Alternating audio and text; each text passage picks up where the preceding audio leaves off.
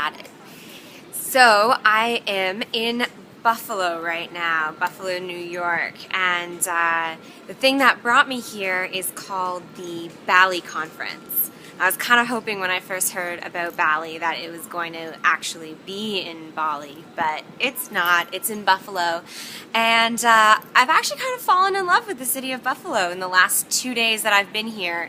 I never knew that Buffalo was such a cool and upcoming place. It's just got a lot of things going on, and I mean, it's got heritage, culture, and just a lot of people who really see the potential for what Buffalo can become and are activists in really creating these grassroots initiatives and keeping things local. And I know that, you know, localism's been a little bit of a buzzword for some of us, and maybe for the others it's like, well, what does that really mean? Is that like we've got to ask where our chicken comes from and, you know, find out the name of it and, you know, all the things about the farm? And if that's the case, then like ain't nobody got time for that. So and to be honest, like I actually haven't really known that much about what localism really truly means. All I know is that, you know, I enjoy buying from local farmers markets, and I really do want to support the local economy whenever I can and make local choices, but what does that really mean and what are the implications of it? And that's what we've kind of come together to talk about at the Bali conference.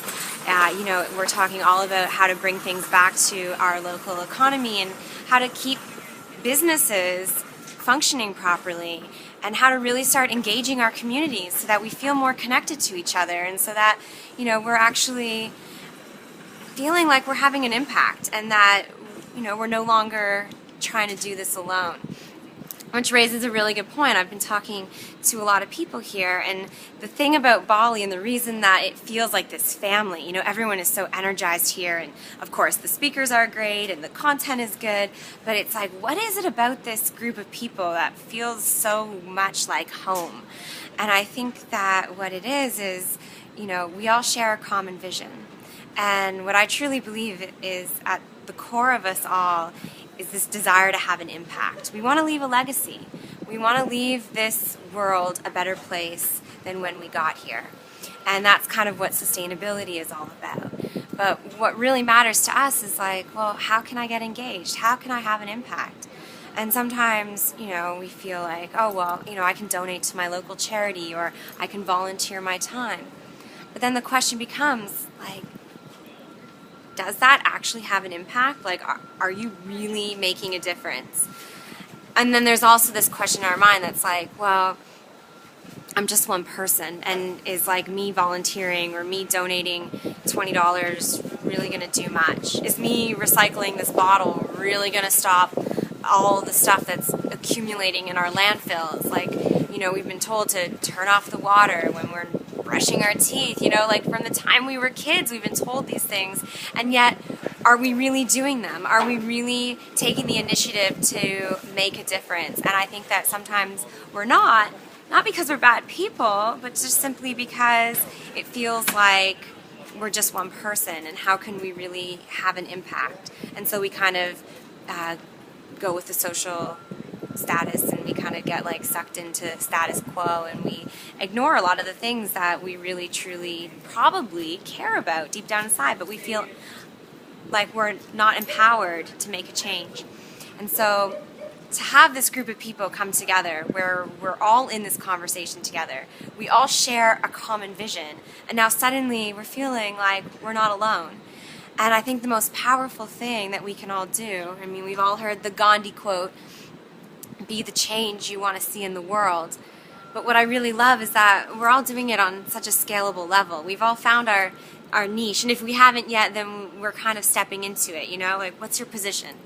What's that area that you really care most about, and how can you have a positive impact there on just a small scale?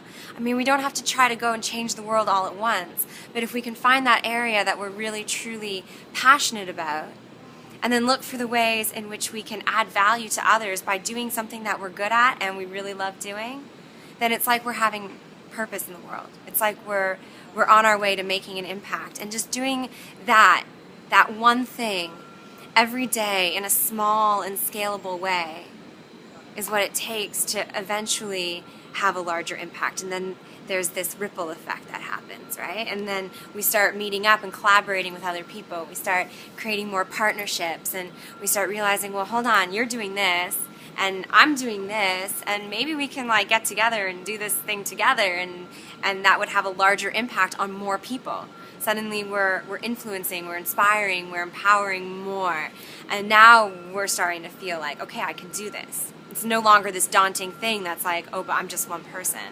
And I think that's really key. And so when we come to these kinds of events, or we get together with people in our community, or we start just sharing what it is we're doing at a small and scalable level, we start feeling inspired and we start fueling up, because we realize that change is possible. And we realize that we can have an impact, and we can make a difference, and we can leave this place better than how we found it. And that's an awesome, awesome feeling to have. And just knowing that we're not alone, knowing that we no longer have to have all of this feeling or pressure of like trying to do it by ourselves. And I think that's really, really incredible and a very powerful thing. So I just felt like sharing that with all you guys, and just letting you know that, you know, Buffalo is awesome, and it does smell like Cheerios. That's what they say, I guess, because General Mills is here. Actually, they say it smells like Cheerios, but it's actually whatever cereal you ate as a kid, that's what it smells like. So for me, Buffalo smells like mini wheats, and that's awesome. So having tons of fun at the Bali conference. I'm so stoked to be among so many amazing people, and just felt like sharing a little bit of inspiration.